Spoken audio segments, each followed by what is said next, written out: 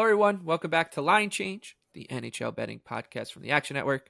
My name is Michael Leboff, and joining me for this, our third of 4 season preview episodes, is my co-host and colleague, Nick Martin. And we've also brought along Tim Kalinowski from the Action Network, who you will be hearing a lot more from on this podcast throughout this season when he's not too busy talking about the NFL and all that goes on in that sport. But today's episode is pretty special. It's one of our favorites for the entire year, perhaps the favorite for the entire year. It's the awards betting special. We'll go through all the major NHL awards, talk about the odds boards, give out our favorite picks, and then spend, an hour and a half talking about Andre Turigny to win the Jack Adams later on in the show. But we'll start with the Hart Trophy, Tim and Nick, and this one is a pretty tough one to handicap. Connor McDavid is odds on at some places. He's between even money and like minus 125, depending on where you look. And the question is, do you just put your money in the Connor McDavid CD, or do you try to beat him? Nick, what do you think? Yeah, I'm passing on McDavid this year. Not really with any reasoning at all. He's just so far. He's such a heavy favorite, and with good reason. But you're also not getting much of a price to fade injuries and that sort of thing. So I don't think that's overly enticing. This is the market where I kind of had the least conviction on my picks. I like Peterson as a long shot. We got into that. I think he's a tremendous two-way player. He's one of the favorites in the Selke race. Should hit 100 points again. I think if Vancouver sneaks in the playoffs, that could be a really enticing angle for voters. So I think you're getting a long enough number to shoot with Peterson there. And then my lean would be with Jack Hughes. I know Timmy's going to go there, and I think he's going to have a huge season as well. I love the Devils this year. I think they are going to follow up last season and be a really, really dominant team. So those are the two I like. And with that, I'll pass it along. Yeah. So I like Pedersen as well. 66 out there. Like we talked about on our Western Conference preview show, this is a bona fide two-way star. 102 points last year, career high. Contract year for the guy. I think Vancouver should be improved. And like you said, if they do make the postseason and he has a monster year, he'll start to creep onto ballots. But my favorite pick in this market is one I gave out last year, and I'll stick with it. And I think that it'll at some point pay off at a big number, whether it's this season or in a coming seasons. I like Ilya Sorokin at 80-1, the goaltender for the New York Islanders. I think you can use this logic for a goalie like Connor Hellebuck as well. But Sorokin is the Vezina favorite. And if he's good enough to win that award or to be the favorite for that award, he should be a shorter price in this market. And I think just the fact that he's a goalie has depressed his number a bit.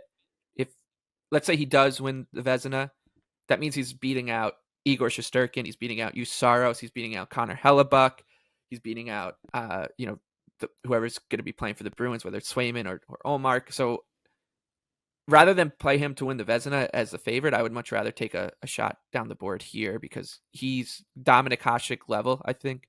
Hasek won back-to-back Harts in the late 90s.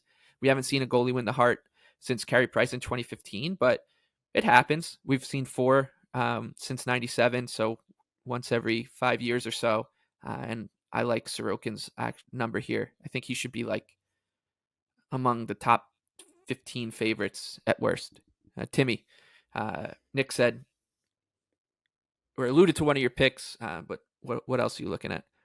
Yeah, sorry, you lost me when you said Islanders and depressed. I didn't know where that was going. So, I guess I'm like the Dustin Wolf of the crew here. I'm finally getting the call up to the big leagues this season. So excited to be here first off. But yeah, I mean, you can't not touch Jack Hughes. I was worried when I looked at the market. Hey, the Devils are a very trendy pick. Obviously, their coming out party was last season. Am I going to get a number that's inflated because, everyone's talking about the Devils. Everyone's talking about Jack Hughes. Everyone loves Jack Hughes. But hey, I see 18-1 out there.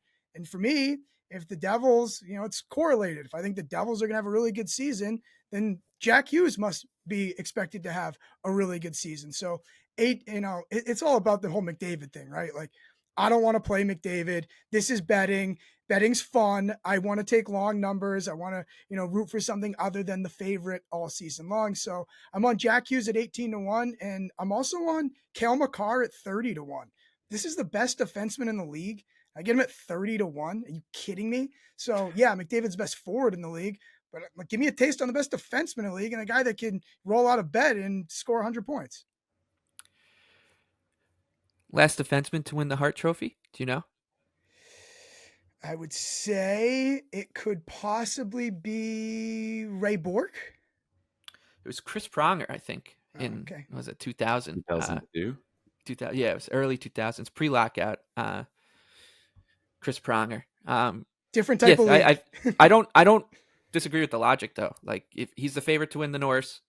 I can't hate. I bet it last year for a worse number. So, and yeah, I remember 2 seasons. I was 2 years too early on Jack Hughes. I bet him at like 130-1 in that 2 years ago. So not gonna get involved here at 18. But there you go. Elias Pettersson, Cale Makar, Jack Hughes, Ilya Sorokin.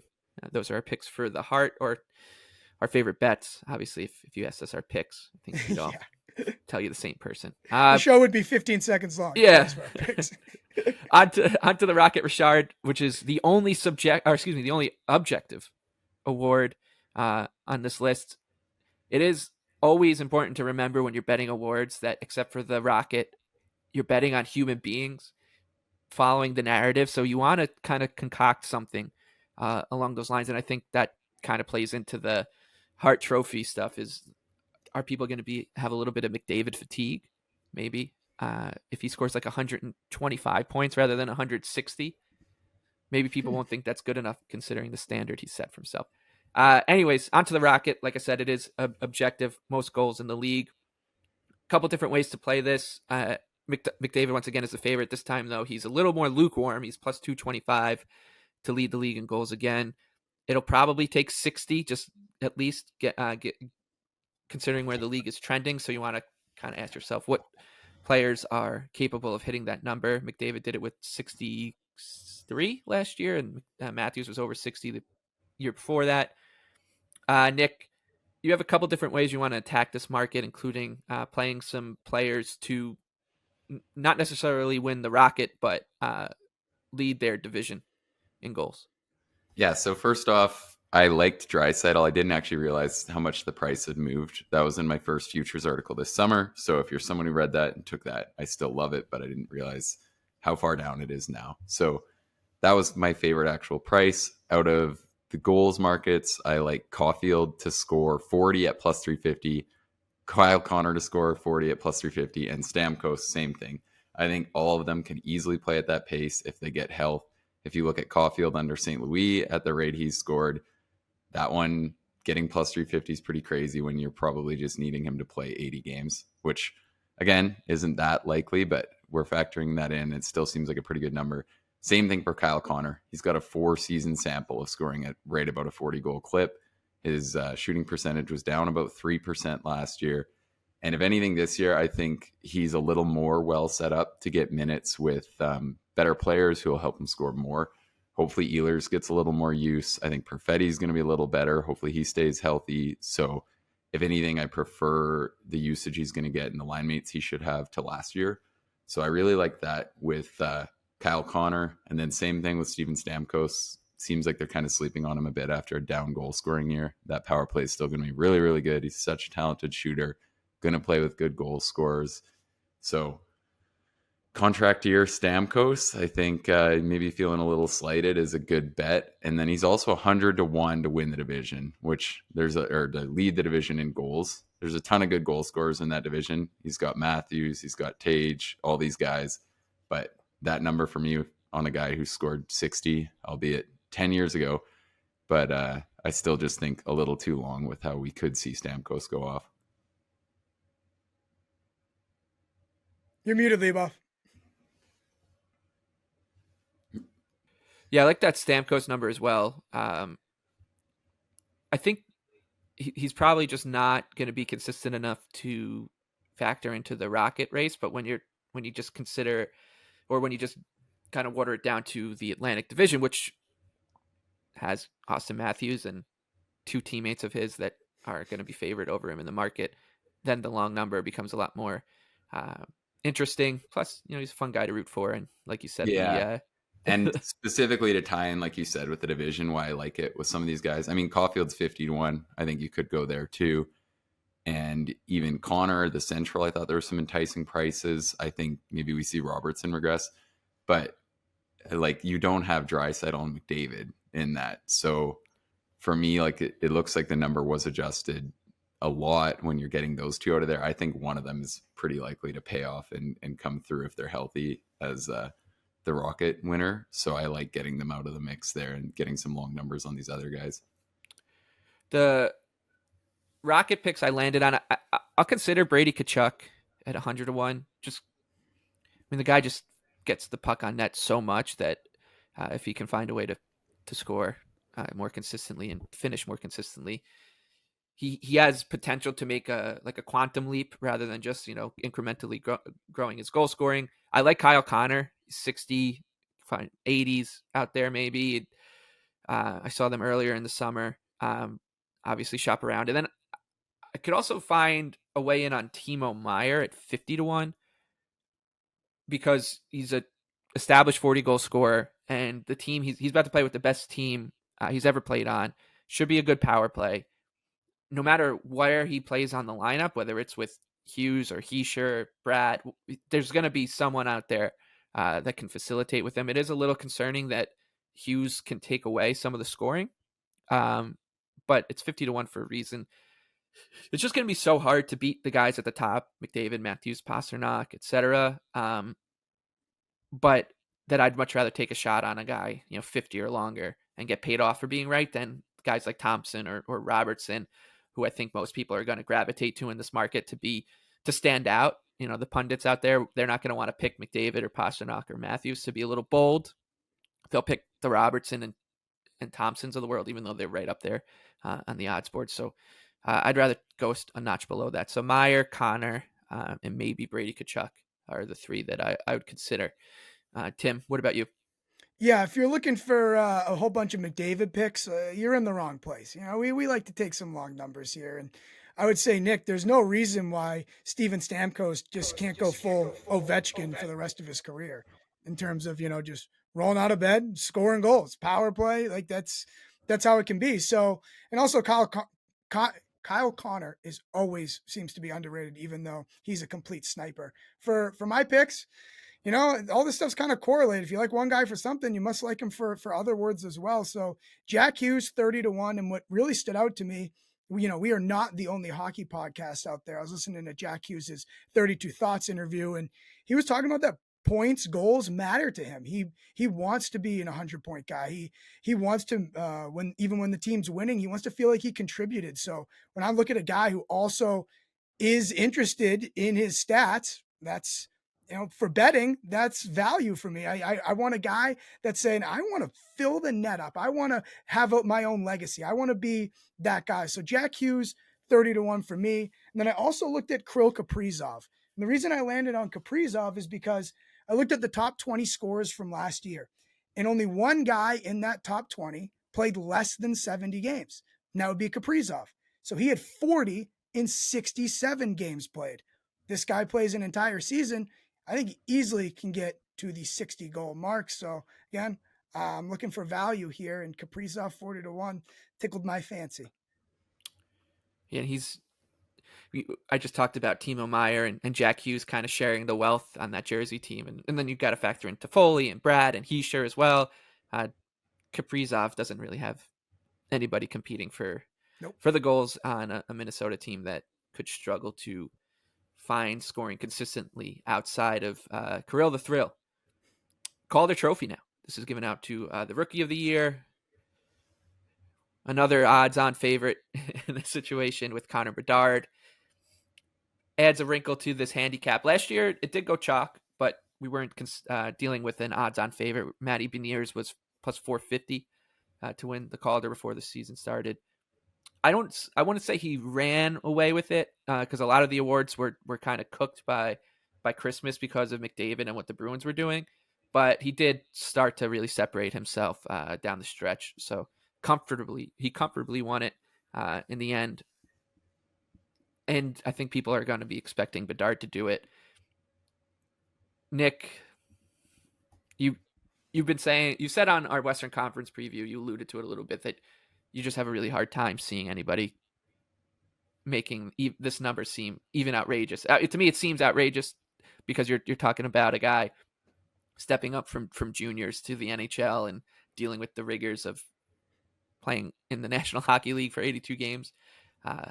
So there's always going to be a little bit of variance with that. But should you just go with the Bedard route here, or?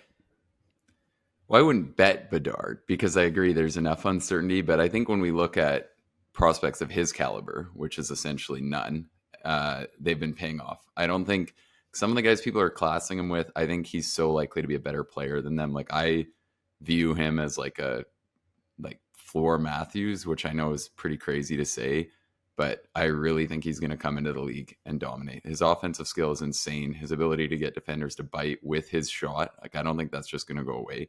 He's so smart. He's so talented. He looks after himself incredibly well. I think he pays off with maybe like 35 and 70 or more, which I think is going to be enough. So that has me not loving any of the long shots here. If I had one, I think Levi at 20-1 is a pretty good number just because he's so likely to be their starter in Buffalo. He's got the talent to go off too. So if he comes through with a huge season and he's the full-blown starter and they get in the playoffs, maybe that's enough. And then the other thing is the voters are going to want to give it to Bedard, I think. Like, I think if you get in like a close to tied situation with Bedard being in the vote, that's probably not the dream, because I think looking back at history, like, they're going to want to give it to the new stud coming in who could be a borderline generational player. I don't really want to go against that narrative. So I think Bedard's probably going to pay off in this race. I'm all over him. I think he's going to be pretty dominant this season. Yeah, a couple I thought about. I don't think I'm going to make any plays here. I thought about Leo Karlsson. Now he's like 28-1, just because I think he's going to play the whole season for Anaheim and in a pretty prominent role. Number 2 overall pick behind Bedard, so he's the goods. And then I also thought about Logan Stankoven in Dallas, because I think that they're going to be quite good. He might not crack the opening day roster, but he should get a pretty hard look there. They're more than willing to play the kids, as we've seen with Wyatt Johnson and company. But like you said, I just think that Bedard's, it's basically, will he get to 60 points? And I think that it's the answer to that question is a resounding yes, which I'm not going to lay it. And we can talk about how, Sidney Crosby didn't win the Rookie of the Year in his rookie year. I mean, it went to Alex Ovechkin, so it's not like it didn't go to a star. Nor did Connor McDavid, but he was hurt. What was that? 106 points for. Yeah, I know, and he still couldn't get it, right? Like, but it didn't go to McDavid, but it did go to McKinnon. It went to Matthews. It went to Makar. So it's not like we don't see the big names come out and just run away with it. And on your Levi point, can you tell me who the last goaltender to win the Calder Trophy was? Not too long ago, about 14 years. Is it Cam Ward? Oh no, I guess that wouldn't have been. No, that would have been the wrong year. No. Steve Mason with the. Oh my God! I never would have guessed that. We could be here all day. But Tim, you have a goalie to talk about as well. Yeah, I mean, well, first off, the whole Bedard thing. You when you talk about this guy and you're trying to think of a reason not to bet him, you really have to nitpick because he is a generational talent. But I think it's a legitimate concern to think about his health. Can he stay healthy for this entire season? Like you said, the jump from junior to the NHL. Bedard's, he's slender, like he's little. He's he's a unit, Tim. He's huge. He's already built like Crosby. He's like a little house. I don't know. I don't buy that argument either. Maybe I'll be wrong. But they'll be careful. I think the better argument is how careful they'll be with him. Okay, fair enough. Like a Steven Strasburg. Like, is he on a pitch count? Like, yeah. He just strikes me as, I watch this guy and I say, he's so quick. You never see him get lined up. And and again, who would ever, I'm never not rooting for that to happen. I just think it's very much a possibility. The NHL's hard, 82 games in that league. And you don't think everyone's going to make his life hell every time he's on the ice, finishing checks, make him feel it. Oh, hot shot, prospect. Like, I can't play the number, not just because of the juice. I think it's a legitimate concern. Like, does he stay healthy? And I know, McDavid's injury, his rookie year, was a freak injury, but still, am I wrong? Nick, do you think I'm wrong? I really don't agree with this just because I think there's so many forwards who play at his size and aren't as strong as him. Like, he's so fit. He's such a hockey nerd. Like, everyone who follows this, I just think, to me, it's putting a lot of credit into it being that much harder. And I agree, guys are going to get injured for sure, but I don't really view him as being more injury prone than the rest of forwards who play at like 192 pounds, if you know what I mean. Like, I think he deserves to be about fairly credited at that.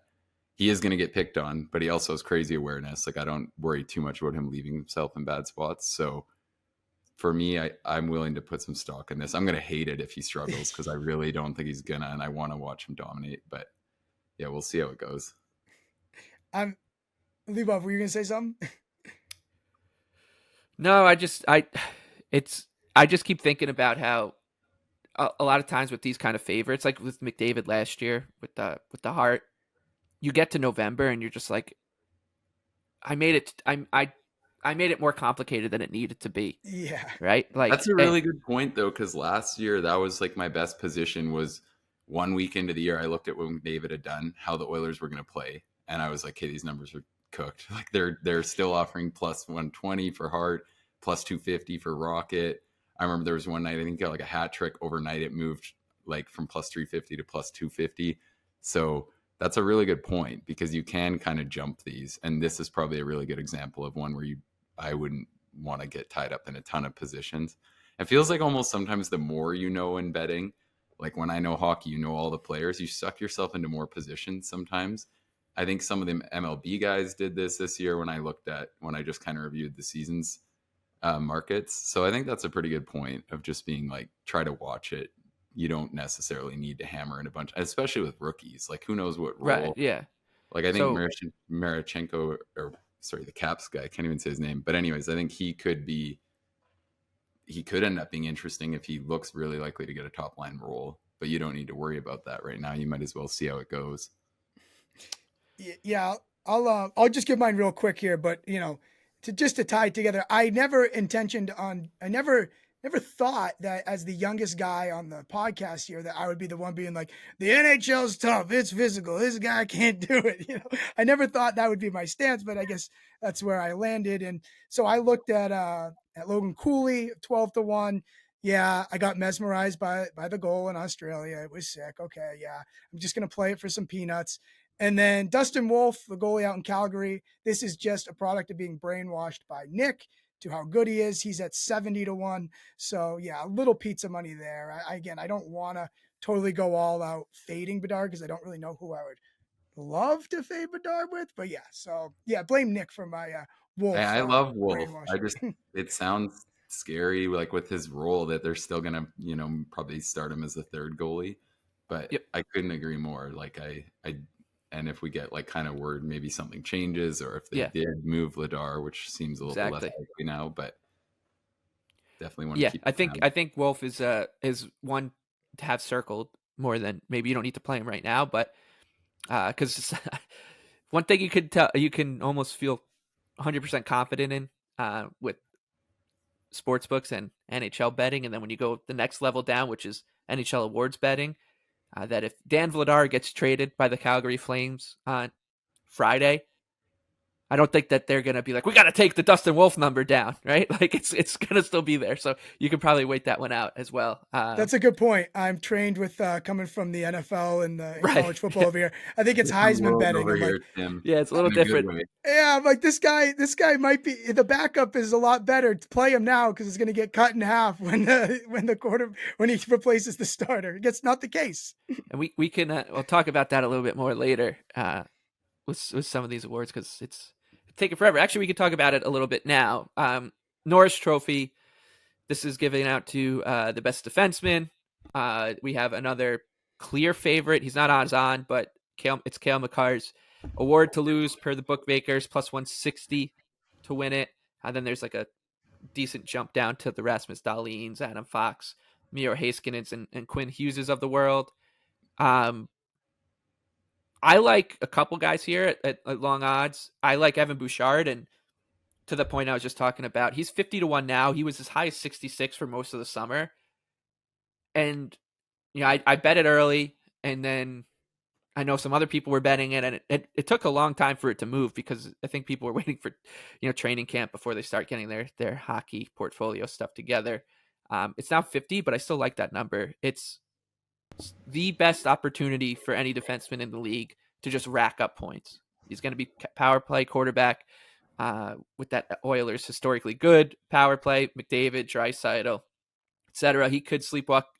All three of us could probably tally 20 points if we were the quarterback for that power play for a full season. So I like that number. I think it should be much shorter considering the potential he has to put up the most points in among defensemen in the league, which is usually, this award is usually just given out to the defenseman who has the best offensive year. And in a similar vein, I like Mikhail Sergachev. He's a 100-1. Last year, the Lightning handed the keys to power play 1 to him over Victor Hedman. I think he's clearly the number one defenseman there. I think that the Lightning would be wise to kind of handle Hedman with kitty gloves and try to keep him as fresh as possible if they are going to make the playoffs. Sergachev jumped from 38 points to 60 plus last year, so I think that there's even more room for growth. He could be an 80-point threat on that power play with Stamkos, Kucherov, and Point. So 100-1, I think, is my favorite number that's still out there. And the Norris is the 100-1 on Sergachev, but I do still quite like Bouchard, and I know that Timmy, you're in on the Bouch bomb as well. All in. I think when I was with you over the summer, you told me to get this in, and I already had it in. It's essentially, this award is actually, it's not easy to handicap, but we are handicapping who is going to essentially have the most points. And what a better opportunity than to be the quarterback of the Edmonton Oilers power play. I cannot like, this number should be like, 10-1.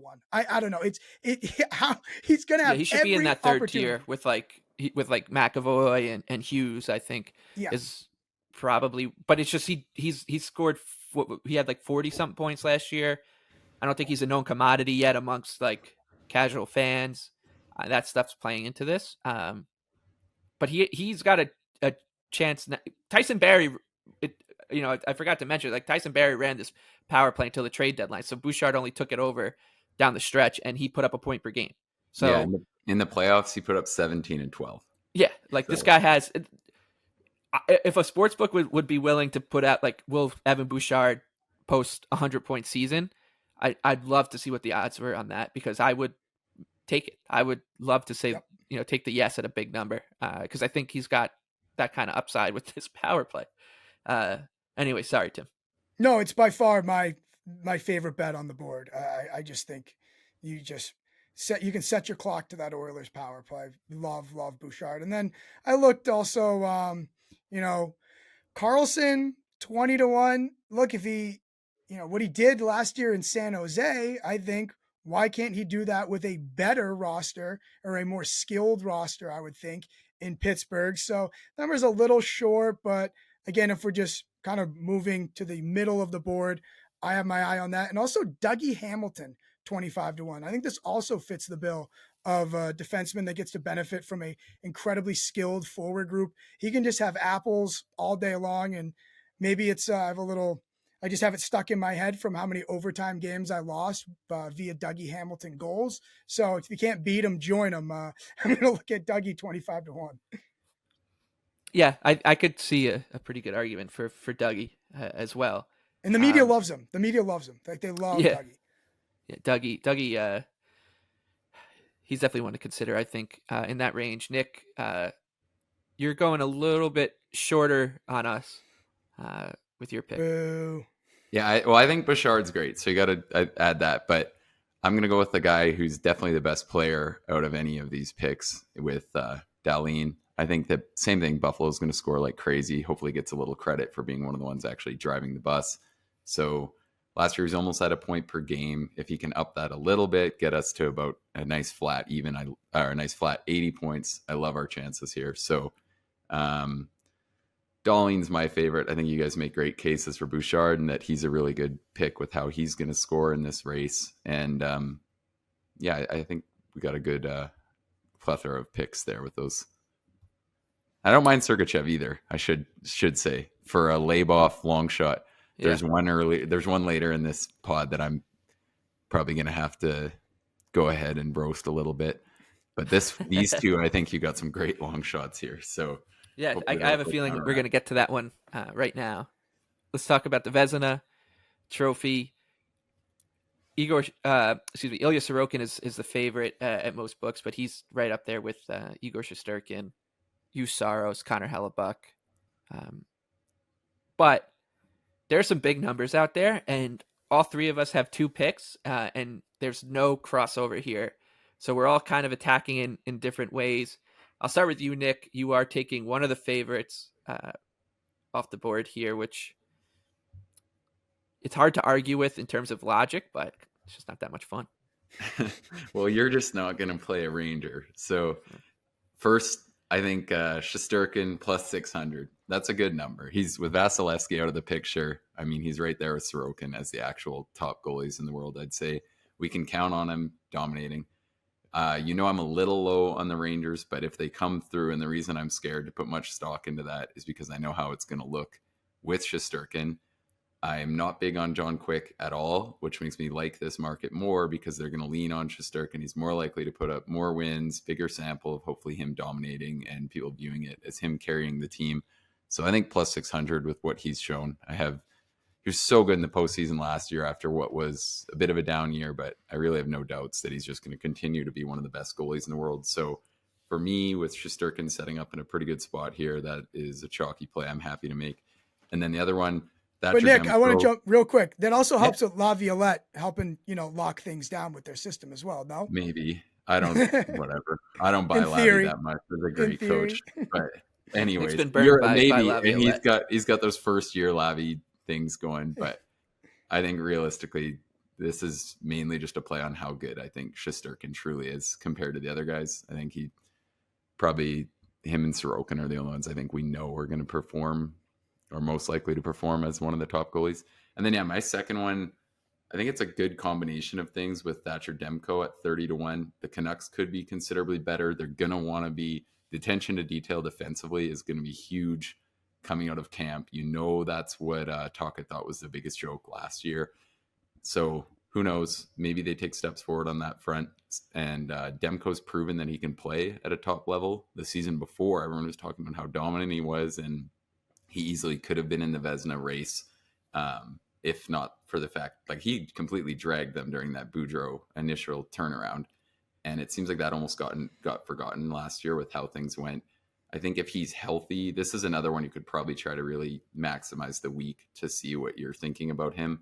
But all signs are that things should be pretty good. And I think that's just too long a number with how he might end up carrying the Canucks. All right, we have one more reasonable pick, and then we've got 3 that are pretty disgusting. So let's get to that reasonable pick first, Tim, and then we'll talk some crazy stuff. Yeah, Jake Ottinger. I think I expect Dallas to be good once again. And when you're looking at the Vezina, I mean, all these goalies split time now, and Ottinger's been consistently a workhorse when it comes to games played. 62 games played last year. I look at when we get to the finish line of Vezina voting, one of the things that a lot of the voters bring up is, did this guy play enough games to qualify for, us saying, yes, he is the best goalie in the league. So Ottinger, I think that because I get the almost not guarantee, but the situation with Ottinger and him being a workhorse. So, and he's pretty damn good too. So 12-1, I had to have a reasonable pick to go with my long shots that Lieboff probably pleased you, Lieboff, when you saw this on the list. Yeah. So I think that we kind of arrived at 2 goalies that through a similar path here. Yours is Jack Campbell. Mine is Marc-Andre Fleury. I have another one that I'll give at the very end as well, but Campbell's 150 to 1. Fleury is 200 to 1. And I think what we're both counting on here is decent teams. I'm not too high on Minnesota, but they could be good. So he should be able to rack up wins. And what I'm betting against here is that Philip Gustafsson is really the goods. And I think you're kind of betting against is Stuart Skinner after a good rookie season really the goods as well. And they both teams have very easy to go to veteran backups. Yep. 1B options. Like Jack Campbell's on a 5-year, $5 million per contract. Marc-Andre Fleury is Marc-Andre Fleury. So even if there's a slight hiccup from Skinner in Edmonton or Gustafsson in Minnesota, I don't think either coach is going to be too concerned about going to the backup. And it's such an easy choice to make, right? They're not going, it's not like Jonas Johansson or Christopher Gibson, right? These are bona fide NHL veteran goalies. Now, Fleury has been terrible for quite a bit, but he has in the past bounced back in a huge way. The year he won the Vezina, the season before that, he was like minus 16 goals below expected, and then he just bounced back and was terrific. So that's what I'm betting on here. It's a great defensive team. Maybe they make his job easy. Will he get to the threshold needed, like in terms of games played? Almost certainly not, but he's 200 to 1. He won the award 3 years ago, and he is a media darling. So I think the performance that he needs to win this award is like 3 notches below what Sorokin or Shesterkin would need. That is how I'm handicapping this. I think that there's it's a big parlay. You're betting against Gustafsson, you're betting on the Wild to be good, and you're betting on Fleury to remain healthy and be really good. And this parlay comes out to me like a 200 to 1. I think that's pretty fair and a fun bet. So not a guy I usually bet on. In fact, I bet against him all the time in game by game, but I'll go here. What are your thoughts with Campbell? Yeah, same thing. Checks the boxes it checks off. Really good team. Way too much money invested in him to not at least, give him another shot or have a short leash with a young second-year starter. And then lastly, like you said, with Fleury, media loves them some Jack Campbell. So look, again, this isn't the NFL. You can't just cut this contract. This is a hard cap league. You can't not play this guy and give him a fair shake. So that same type of parlay, check off all those boxes. It adds up to 150 to 1. Why not? Nick, were these the long shots you wanted to roast? Yeah, I can't do either of those. I think Fleury, on top of not being that good, which is probably fair, it seemed like last year he even commented on a lot. He's just withered. Like he's old. If he has to play 50 games, my problem is that those aren't going to go good by the end. So that's my knock there. The Campbell I see a little more, but the other thing is I still don't think Edmonton are that good defensively. So he's fighting such an uphill battle. Doesn't matter. They're going to get wins. I mean, one of them's probably going to go on some good run, and you're both going to be messaging me about it. So, well, what about Vitek Vanacek? 175 to 1. The Devils are going to come into the season with him and Akira Schmid as their goalies. The Devils have the potential to be a runaway President's Trophy winner. I'm not saying they're going to put up the same numbers that the Bruins did last year, but to at least be the President's trophy favorite from wire to wire. And Akira Schmid was great in that series against the Rangers, but I don't think they're just going to take the keys away from Vanacek and give him to Schmid. And I think he'll have a pretty short leash as well if he is the 1A guy out of the gates. So Vanacek has the potential to just like post a ridiculous win-loss and be good enough, I think, for that to just get him on ballots. Yeah, I think so. I think that's a really good point. And I did the dive. I think I've done it 2 years in a row. It's like you're always debating how, obviously, if you have a dominant goaltender, you're going to win a lot of games. But this award does go to guys who finish on teams. I think the average I did like a 15-year average, and they were averaging the guys who were nominated. It was like 7th place in the league was their team. It was something crazy like that. So it does show you really are kind of fighting an uphill battle if you're on a bad team. So the Devils should be a pretty strong defensive team. They're going to win a ton of games. I like that definitely over Fleury or Campbell. I think Vitek's a pretty good call there. Okay. This is going to be the Andre Tourigny hour, Jack Adams Trophy. So this market is always mispriced. You can just always guarantee it is. This is for the Coach of the Year. And usually how the bookmakers price out the board is they just list the coaches on good teams near the top for the most part. So Rod Brendamore of the Carolina Hurricanes is your favorite. He's 7-1. There's never going to be like a clear consensus favorite in this market either. That's the other thing. Then it's Lindy Ruff of the Devils. Then Don Granato for the Sabres, who everyone expects to be good and the kind of darlings of the year. Woodcroft, Laviolette, Jared Bednar of the Avalanche, etc. Like we're going down the list here, but for the most part, you don't want to be shopping near the top.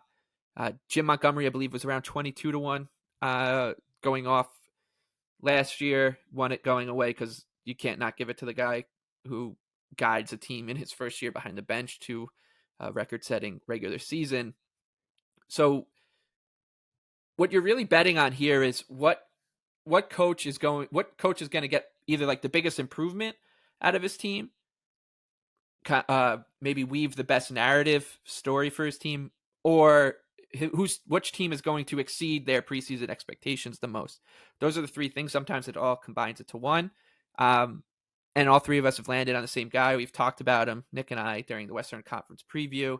And this is someone who I go on Sirius XM NHL radio every now and then. In July, I talked about this being my favorite bet for the summer on Tourigny. I went on an NHL.com fantasy draft thing a couple weeks ago or a week ago, and I talked about this on YouTube, their like YouTube show as well.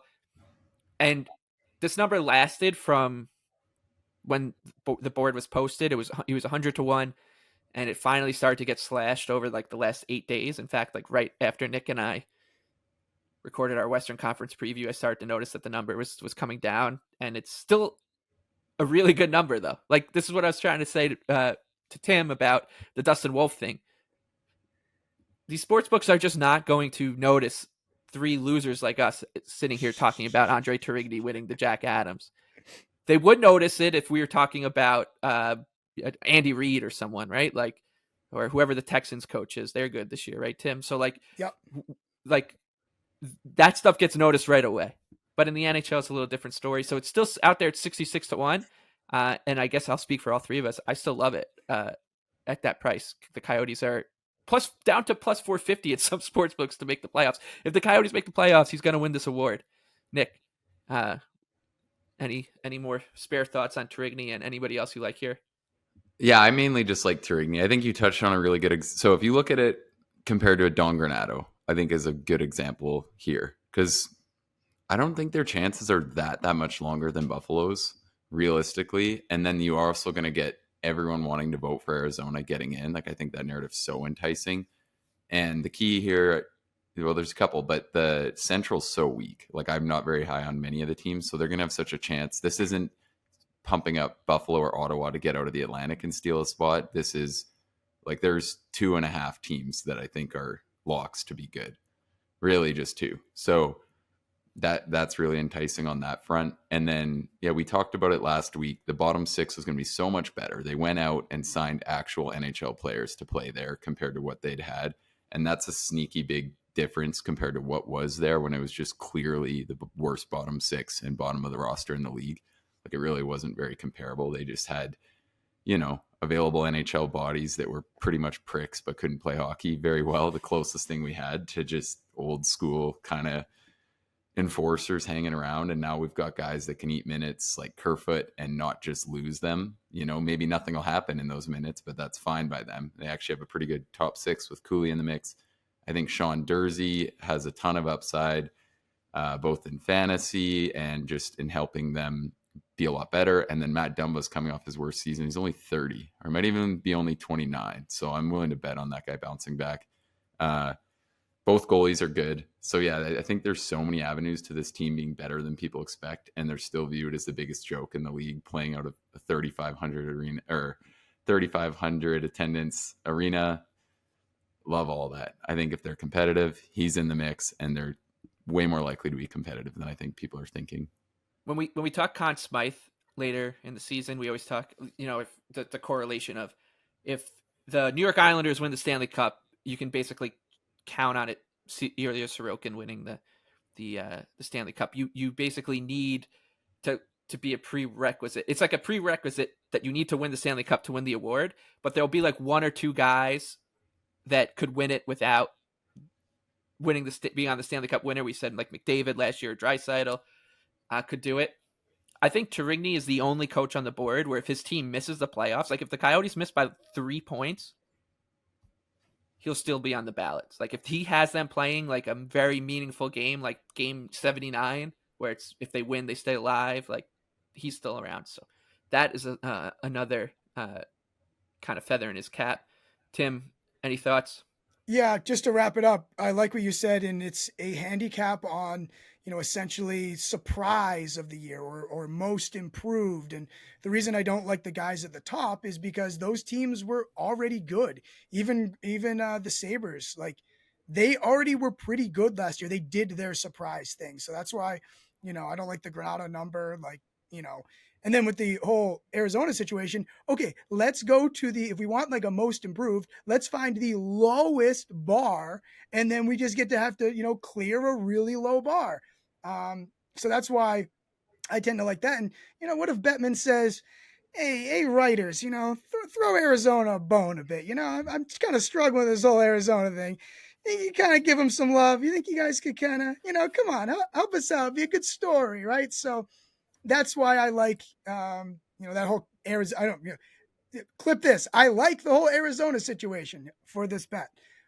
But yeah, in the same kind of breath, I'm looking at Pascal Vincent just because I like the media narrative in terms of, hey, no Babcock. Oh, wait, this team still performed really well. And I think the Blue Jackets are going to be in the mix a bit. And I think the bar, when we talk about a low bar to clear, maybe that bar went down a bit after the whole Babcock situation. People are going to be, I'm pleasantly surprised with Vincent. Yeah, I think it's the old correlation of if you think the Blue Jackets are worth a bet to make the playoffs, take the much longer number on Pascal Vincent.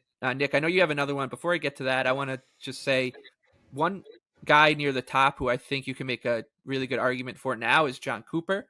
He's never won the award, which I think helps him in this market. And the fact that Andrei Vasilevsky's out for the first 2 months of the season, plus maybe 3 months, if the Lightning are able to tread water, make the playoffs, or even have like an improved season from last year, it could be Cooper's award to lose. So of the guys shorter than 40-1, I would pick out Cooper as my favorite. That's like a Leonardo DiCaprio Oscar. Like, they just get right. Yeah, it was due. It was long overdue. Right. So yeah, my other one's DJ Smith. I just think the Sens are really likely to finally pay it off and get in the mix here.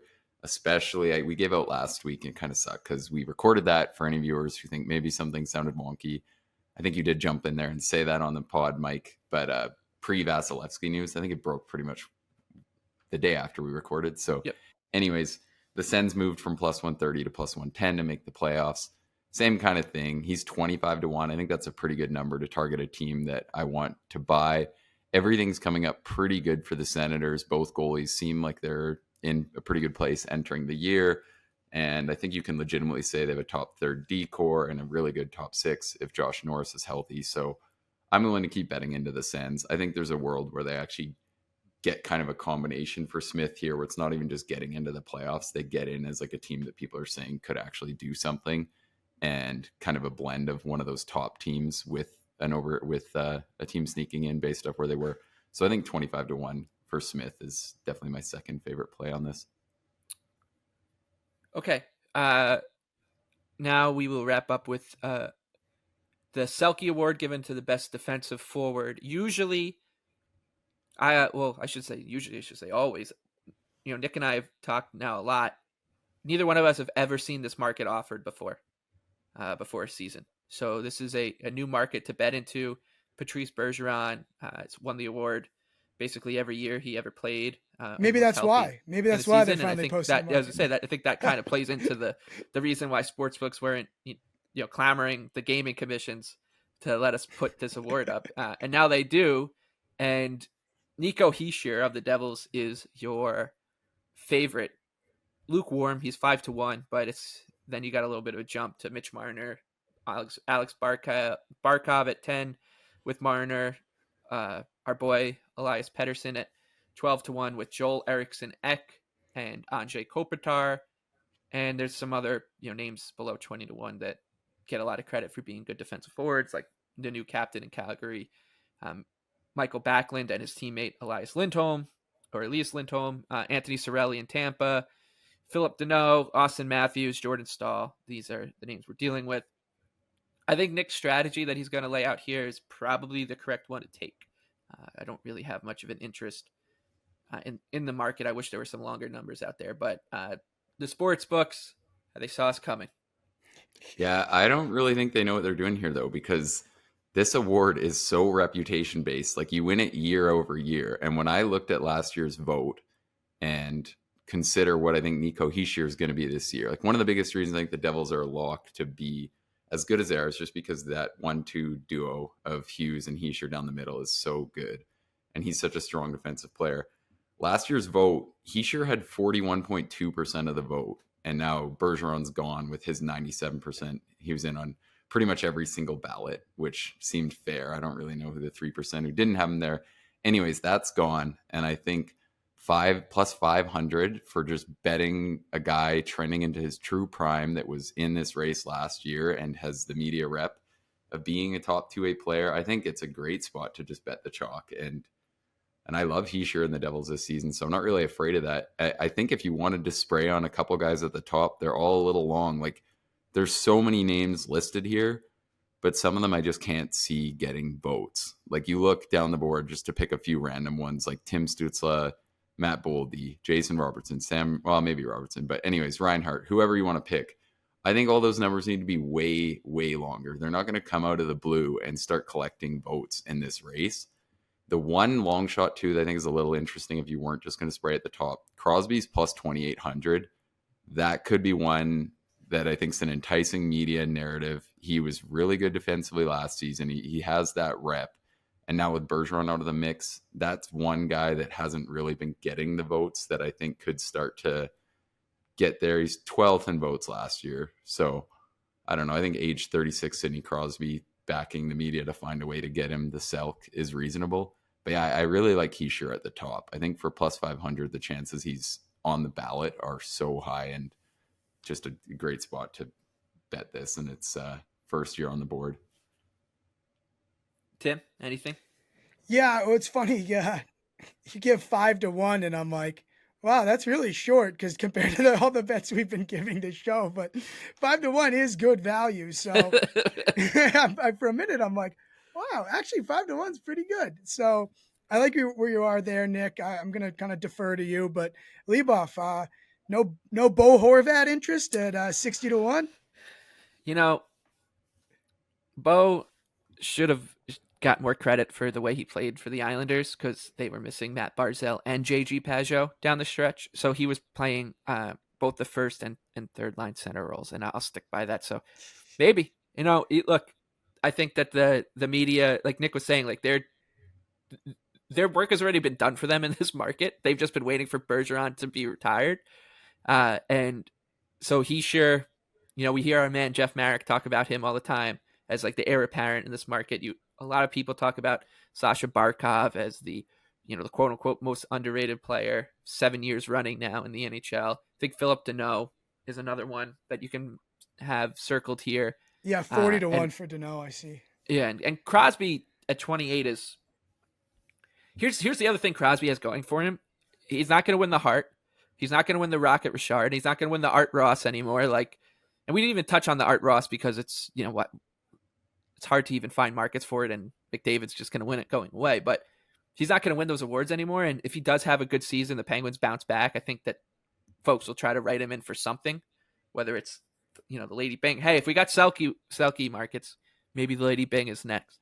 But that's for another time. Anyways, yeah. So I think Crosby. If I had to play anybody, it would be Crosby. I can't play Hischier at 5-1. But I think Nick is onto something here. Any 5-1 final? might as well be minus money for Leboff. Yeah, exactly. 5-1. I could just bet Galatasaray to beat Manchester United if I want to bet 5-1.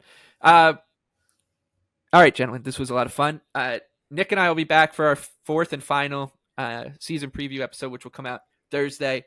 That will be just a kind of rapid fire through our favorite bets across the board with Andy McNeil. You can follow him at Digital Gambler on Twitter. And then Tim, you'll be joining us a lot for our daily episodes, or I shouldn't say daily, but our regular episodes. We're looking at Tuesday, Wednesday, Thursday for sure. We'll be doing Tuesday and Thursdays like we did last year, but we're trying to see if we can be able to squeeze in the Wednesday episode as well.